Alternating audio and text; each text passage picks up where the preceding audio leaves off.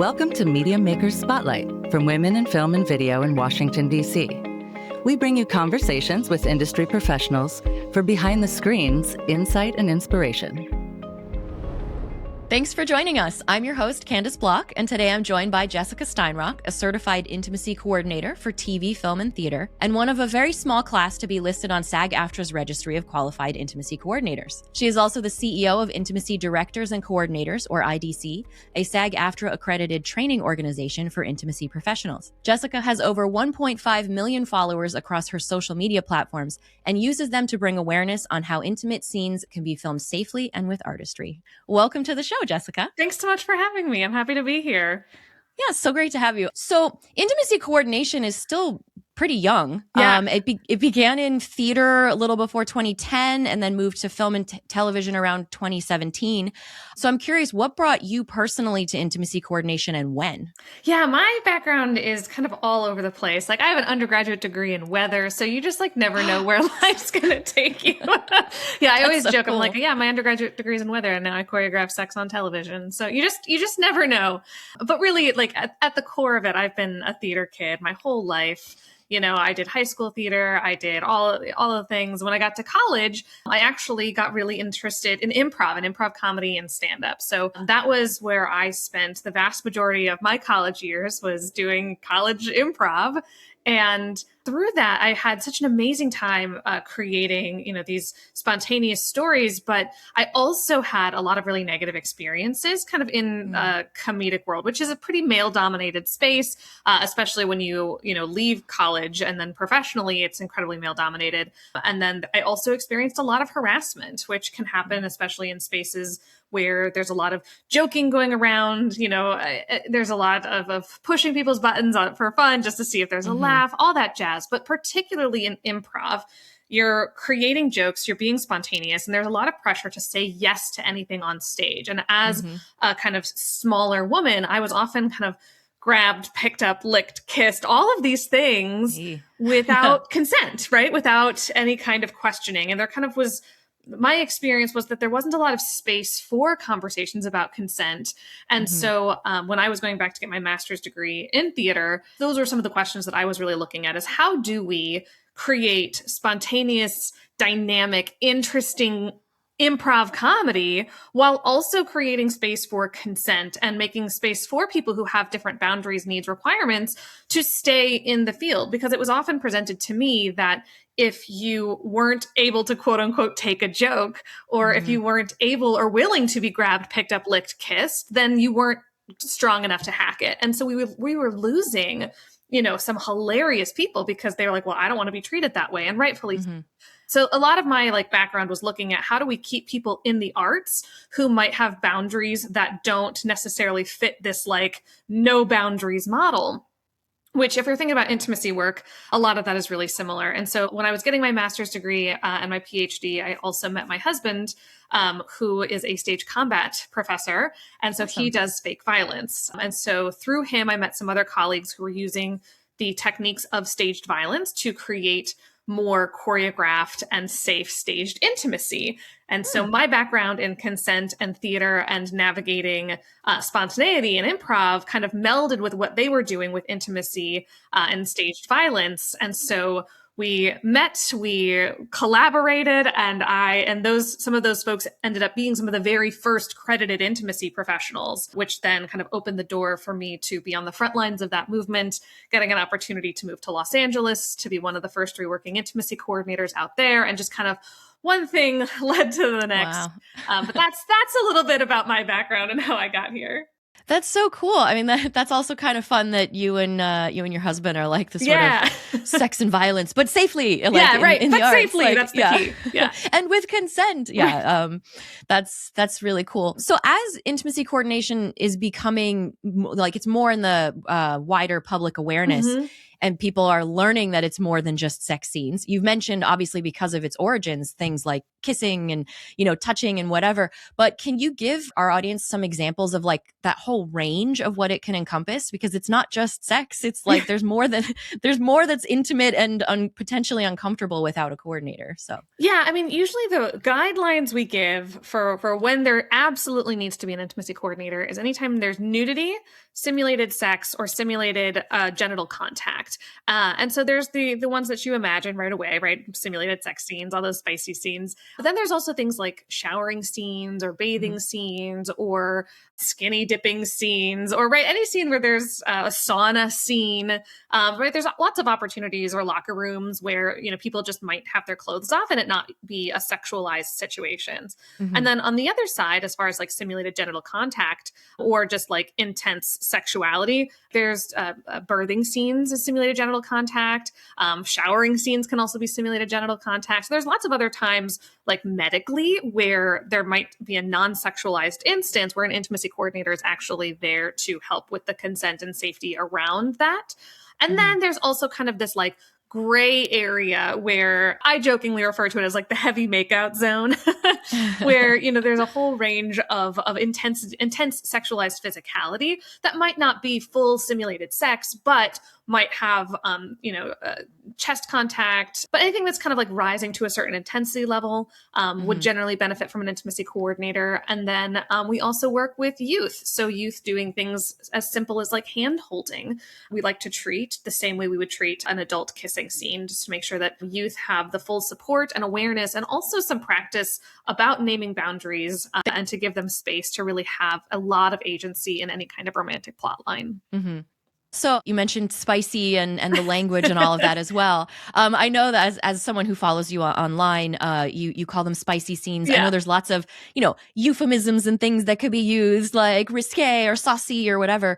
So has spicy always been your go-to? And also, like, what balance have you come to with using sort of like the clinical and real terms to like sort of destigmatize stuff, but then also to make people comfortable? Like, how much are you using, or is it like actor dependent and all that? Yeah, I mean, a lot of it is actor dependent. I will also say like the platform matters. So TikTok will flag a lot of content if I'm using language that I might otherwise use professionally. So I think, frankly, the term spicy has come into my vernacular because of TikTok, because of social media, because that's how other quote unquote spicy creators have been able to talk about their work without it being flagged or taken down by like system guidelines and things like that. So online, I will often use a little bit more either overly clinical or kind of like, or terms like spicy, because online, that's kind of the parameters that I have to work within. When I'm working with an actor one-on-one, I'm going to do a couple things.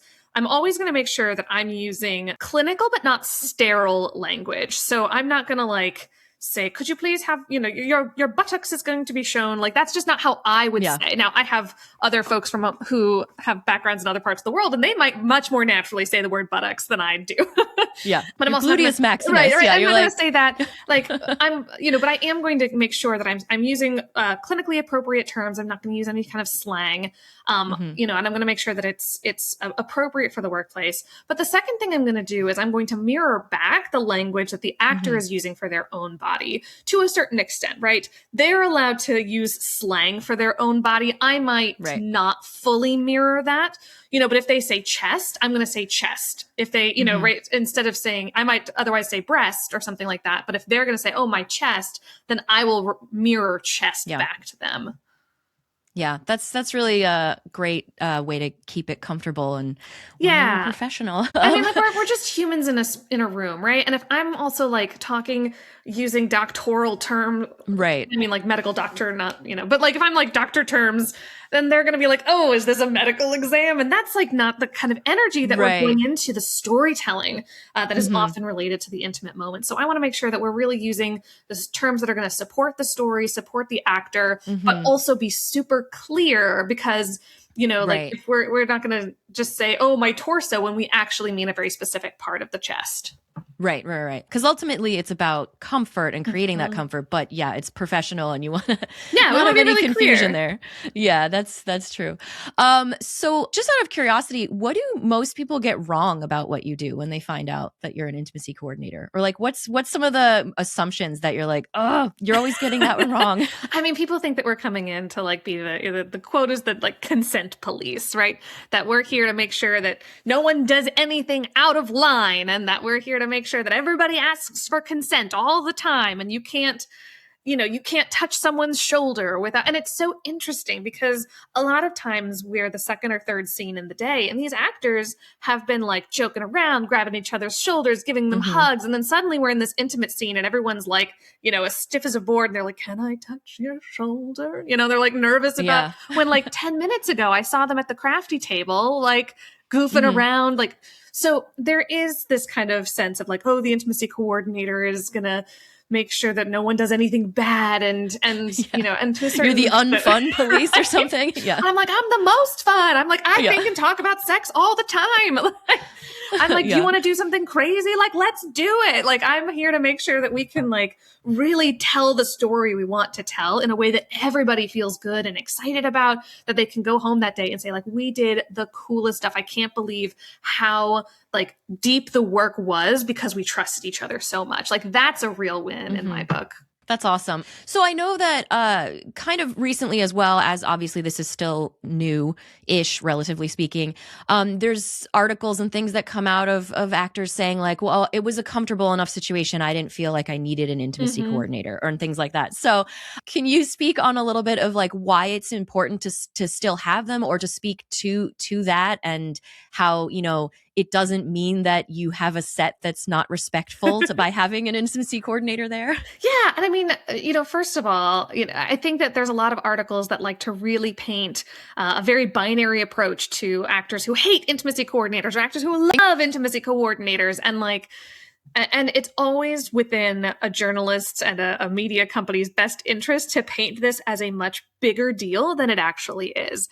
And I will say right off the bat that like my experiences on set, I don't run into people anymore who are like, I don't want you here. Like, okay, thanks, bye. Like it's very, very rare. The vast majority of people I work with are excited. They might not feel like I've had people that are like, hey, I'm happy you're here, but I'm not sure I personally have any needs from you. And I'm like, great. Because that's the other thing, that at the end of the day, when we're talking about normalizing the industry on a whole, we want intimacy coordinators to be a industry standard. And frankly, they are an industry standard at this point. But that's a good thing, because if we put this in a situation where actors have to ask for an intimacy coordinator, an actor is now in a position to have to ask the production to hire a person, find the budget for a person, and it can potentially, like, there can create a stigma around actors who ask for an intimacy coordinator that they are, causing more problems, causing more trouble, or don't hire that person because they need all of this extra support, quote unquote. And it can really like dissuade somebody for asking for something that is completely normal and completely within the bounds of how we treat any other specialized scene in TV and film. Or it can also make an actor, there can be this narrative where if an actor asks for an intimacy coordinator, it's because they feel unsafe and because the set's a bad set. And so there can create a whole other layer where someone's like, I don't want to ask for an intimacy coordinator and make my partner feel like I don't trust them. And so there's all of these stories and layers. But when an intimacy coordinator is just part of the process, right? Like a stunt coordinator is part of the process, or an animal wrangler is part of the process, or, a medical consultant is part of the process. Then there's no additional stories that get written about coworkers, colleagues, sets. It's just simply, hey, this is a specialized scene and deserves specialized attention to make it look the best it can look and make sure everybody walks away feeling really confident about the work that they did. Yeah, and because also if someone's dealing with a discomfort about something, that it's not going to be easy to even ask or to speak up. Like you said, it's like if it's uncomfortable, you'd rather just be like, oh well, it's there, it has to be there. Maybe part of it is uncomfortable for them and part of it isn't. But yeah, so it's and there's a whole range, right? There's like of why someone might benefit from an intimacy coordinator. There are folks who tell me, hey, this part of my body is a part I'm really self-conscious about. Can you help me like maximize our positioning so it is less visible on screen? And I'm like, great. And that might not be something that they want to like verbalize to the producers.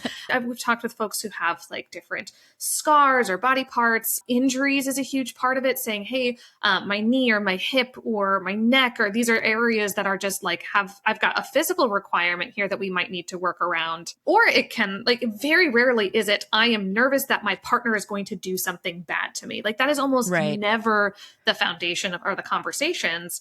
Right. It's all about how do we tell the story the best way we can tell it and do so in a way that protects my body, my autonomy, and my artistry. Mm-hmm. Exactly. How soon are you brought into a project, or how soon would you like to be brought into a project?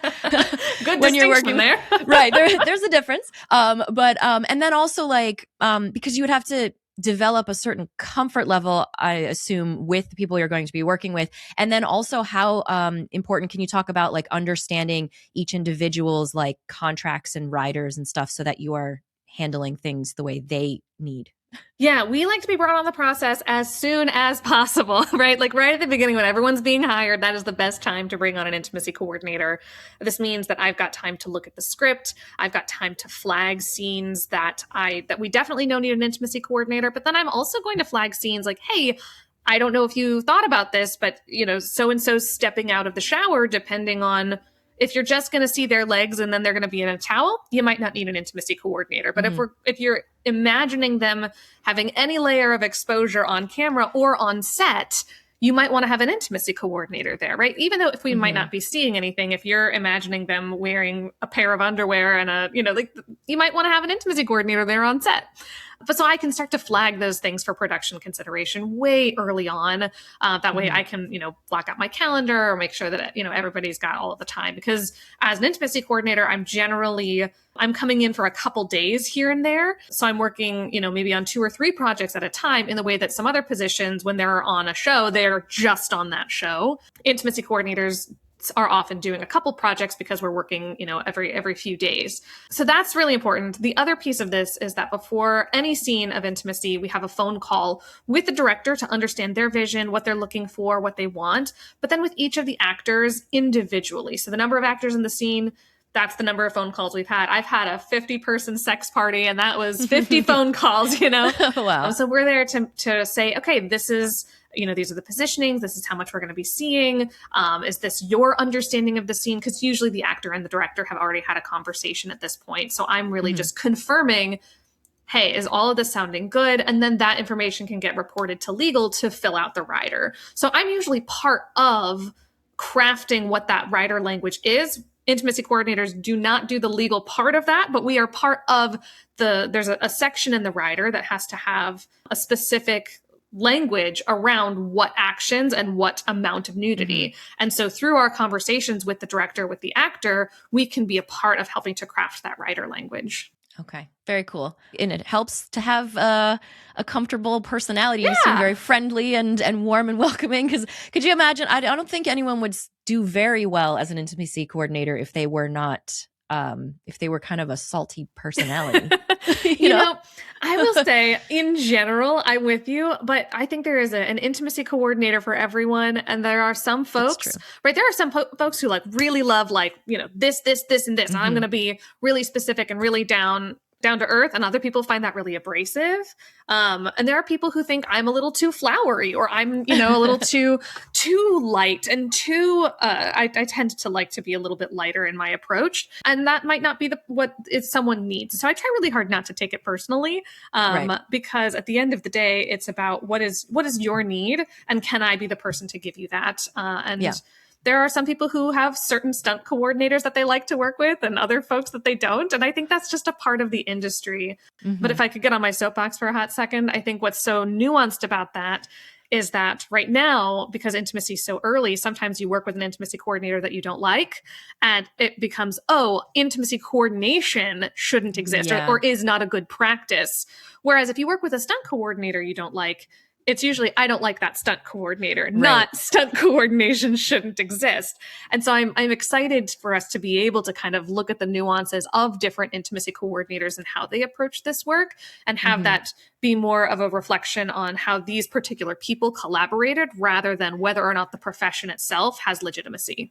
Right. And and as it continues to, I mean, it's here to stay, which is great. Right. And We're unionized as it continues to grow and all of that, that will be wonderful. So when you are on set, what kinds of things would you have in your intimacy coordination kit? I mean, I know there's like modesty garments and things like that. Can you talk about some of that fun stuff that you might have that you often share about online? Oh man, I was a crafts kid growing up, so the fact that I get to have special tape as my job is a good time. No, intimacy coordinators work really closely with the costume department. So costumes is usually the one who's actually providing some of the like modesty garments, and those can look like strapless thongs. When we're doing a scene of simulated sex, actors do need to have some kind of barrier in between their genitals. So that's oftentimes some like think thick yoga mat padding that's often kind of molded to the shape of an undergarment, or there's kind of like a colloquially, it was always called a cock sock. We professionally do not use that term anymore, but I think a lot of folks in the industry have heard that term. We now typically use modesty garment, modesty pouch. I've heard some people still say modesty sock, because it apparently used to be made from the toes of socks. But it essentially looks like a little drawstring bag that folks who have external genitalia, the shaft and testicles go into the bag, it kind of gets cinched on, and then it provides a little bit of modesty. The biggest distinction we offer is the difference between a modesty garment and a barrier, and that a modesty garment is just the fabric and is only used visually to obscure that if there is going to be, close contact, there needs to also be a barrier in addition to the modesty garment. Right. Those are two separate things. But beyond that, we have hand sanitizer, baby oil, and like so many breath mints. So many breath mints. I've got a whole bunch of them to make sure everybody feels confident and really, really excited to be there. That's cool. Yeah. And you mentioned like tapes and stuff and like different the nipple covers and things like that. And yeah, I mean, there's so many tools. And what's also been really cool is that when I first got started, we joked about like quote unquote Frankensteining all of these modesty garments, right? We would get underwear and cut them up. I used the inside of kitchen drawer lining, that like kind of squishy stuff with holes in it. I used to use that as barriers. Because that was good for like a shower scene because it didn't hold a lot of water. And so like all sorts of kind of like trying of different materials. But now in the last like 5-6 years, we've actually seen 2 or 3 companies that specialize in creating custom modesty garments for these kinds of scenes. So we're really having the specialized equipment to go along with the specialized work, which really elevates the level of the work and the level of dignity that actors can expect when performing these really intimate scenes. Yeah. And then those garments get like more, rather than, as you said, like Frankenstein together, more professionally and like specifically done and new materials. And like they're doing all of that like high end designing and fabric testing and whatever, so that you can focus on your thing. But then you have more options. That's wonderful. And that's cool. It's another sign that it's like, it's sticking, it's being taken seriously. And I love those sort of creative solutions around things as well. Well, I mean, like one of my friends is a costume designer, and she said she had like cut off or had to cut out like a dinosaur costume, like a fluffy dinosaur costume to make a modesty garment years and years ago, right? And I'm like, 1, hilarious, but 2, like, can you imagine trying to put yourself in an intimate, sexy headspace, knowing you have, like that, like Barney's outside taped to your groin? Like, it's just not the kind of energy and dignity we really want to be associated with the level of artistry that these actors are putting into this work. Yeah, but kudos to the creativity. Yeah, I mean, 10 out of 10. Yeah. So you are also the CEO of Intimacy Directors and Coordinators. Yes. So can you talk a little bit about that and like what IDC offers? Yes. One of the things, right, this is a brand new profession. It's been evolving so rapidly. And as we kind of got started and as it's been picked up by the industry, we knew that this is here to stick. There are jobs that need to be filled. And we wanted to make sure that there was an avenue for people who want to learn about how to become an intimacy coordinator and to become an intimacy coordinator, a space for them to get training, get good training, good qualification, and find community. Because, as I was kind of saying earlier, a lot of times we are on set a couple of days at a time, it's not as integrated often with the rest of the crew. We say department of one, movement of many, because it is a department of one. You're kind of by yourself in many ways. And so we really wanted to create a space where folks could come, get training, get qualified, get certified, and know that they also had a professional network behind them. And that when they trained with our organization, they were going to have the best, the best standards, they were going to have the best practices, and they were going to have the best community to help them really get, their foot in the door and to really make the change in the industry that we're trying to make. Mm-hmm. Yeah, that's wonderful that you offer that. You did mention the Department of One. I'm curious, do you have like a vision of seeing down the line when it would be a department of one or two or more, so that you have more flexibility? For example, if someone's like not comfortable having a female or a male intimacy coordinator, to be able to have more than one on a project? Maybe, but generally not. I think in the same way that usually there's one stunt coordinator, I don't think the job necessitates more than one intimacy coordinator. And typically, like when that intimacy coordinator is being hired, there are conversations about, do the actors have any specificity around who they would feel most comfortable or confident with? And in general, I've found that the desire for having an intimacy coordinator who is one thing or not isn't actually as strong as I think maybe some folks see it. But when that does happen, that also just simply might be a project for a different intimacy coordinator entirely. Right. Where I do see multiple intimacy coordinators being valuable is when we're in some of these scenes with like 50 people. Yeah. That's then we're having an assistant intimacy coordinator. And we do see that on some projects. Okay, so there are other levels. There can be. I wouldn't say it happens all the time, right? It's those specialized circumstances, but there definitely are there. And then also within networks, intimacy coordinators will cover for one another. If there's a time where they can't make it, there's a family emergency or something like that. So we do have intimacy coordinators coming in to cover for each other and really create that like professional network of support and camaraderie.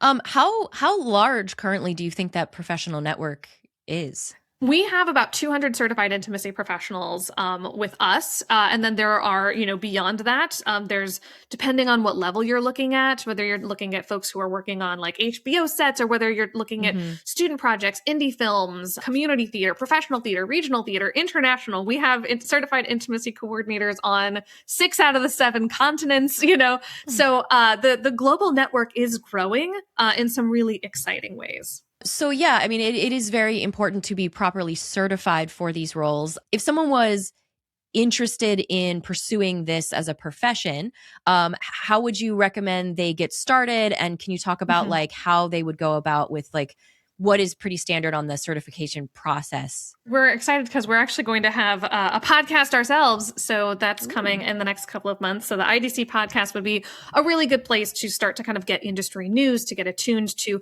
what intimacy coordinators are talking about, what's happening within the industry, like really kind of like digging deep into how is this profession functioning and how are other intimacy coordinators talking to one another. Beyond that, IDC has a free training that's it's like a 1-hour workshop that is how to get started as an intimacy professional. And we talk through all of the different things that you're going to want to do. And whether that is with a certification organization or on your own, the things you're going to need is generally the same. There's a lot of internal work to really check your biases, to check what you're bringing with you. Everybody's bringing in some perspectives, some opinions, some bias, some, and we want to make sure that as advocates, we are there to really lift up what the actors and other crew members need and want without putting our own opinions on top of that. So there's a lot of, internal work. There's a lot of protocols, policies, choreography, a lot of language to kind of think about how do we talk about the body in ways that are light and clinical, but not sterile and, There's a lot of that kind of language and practice. And then the third area that we really talk about inside our training is how to actually build a career, because there's a lot of, how to, do the work of an intimacy coordinator, and that's great. But if you're actually looking to build a sustainable career as an intimacy professional, there's a lot that goes into that, because we are often freelance artists. So there's things like budgeting, marketing, whether or not you want to be an S Corp or an LLC or not incorporate at all, or thinking through some of those business decisions so that when you have, a month where you are working and working and working, and then you have another month where maybe it's a little bit slower, that there is some structure built into that so that you can have a really long and sustainable career as an intimacy professional. That's awesome. That's a really wonderful resource. And also, I understand there is a summit coming up in May. There is a summit coming up in May, which would be a brilliant place to come learn. It's also a virtual summit. So this year it is fully online. It's May 2nd and 3rd. So this is where we've got some incredible speakers. It's being sponsored by SAG-AFTRA and the Stage Directors and Choreographers Union. So there's going to be some really cool panels hosted by those unions. We also have an actor coming in who is a motion capture artist who did, for video game fans, he was doing a lot of the intimate motion capture for Baldur's Gate 3. So he and I are going to sit down and talk about intimacy coordination for motion capture. So there's going to be a lot of really great conversations about how intimacy work is happening inside the industry. And there's also recordings. So if you can't make it there live, you'll also be able to catch some of those recordings. That's awesome. That sounds really cool. And also that's fun to, I mean, it's interesting to think of the motion capture of, so like, cool. So that's cool. right. You still, if you have an intimate scene in a video game, they do so much now. So, and speaking of games, I know that beyond intimacy coordination, you do a variety of other things. You have a family and all of that, but you've also become a new adventure. And I know this because I am one of the early supporters of it, since it's something that I love the idea of so much. Oh, that's amazing. Can you tell people about Fitness Adventure? Oh my gosh, Fitness Adventure is my baby, my joy. She is okay, I'm so excited that you are a fitness adventurer. Fitness Adventure was a game that I created for myself because I hate working out and I've never been someone who likes to work out, but I know I should work out. Yeah. And in fact, I am a fantasy nerd and I love all things dragons and elves and princesses and fairies. And so I thought, well, what if I could combine the things I love to create a reward system?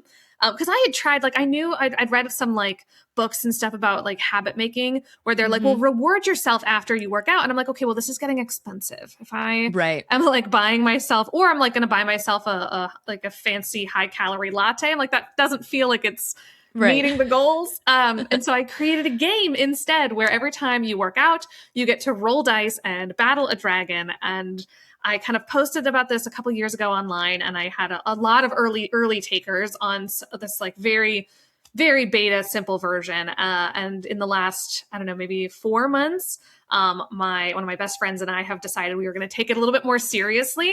And so we commissioned some artists from an incredible local artist. She's amazing. And she designed all of our characters, and we've created the board, and Fitness Adventure is now a game that you can buy. It's a download. So you buy it and you download and print it out, put it on your fridge. It's not an app on purpose because I wanted something that was physical that I could see and that I could actually roll my like tangible pretty dice for. So it's so much fun. I'm so excited that you're a fitness adventurer. Yeah, I think it's great because I've tried multiple times. It's really hard to get a routine going. Yeah. And I go in and out of different things. I used to rock climb more consistently for a while, but I don't like. I have a gym membership and I don't use it, so I'm just sort of like Fitness trying Adventure, to find ways to do a little bit. Yeah, it doesn't replace. Like I think some people get confused or they think it's like a new workout routine, and it doesn't replace a workout routine. We don't tell you how to exercise or any of that. It really is just designed to help get you to the things that you already like. And then I also would do like challenges, and I would like, miss a day on the challenge, and then it was like all or nothing, and then I would throw the whole challenge out.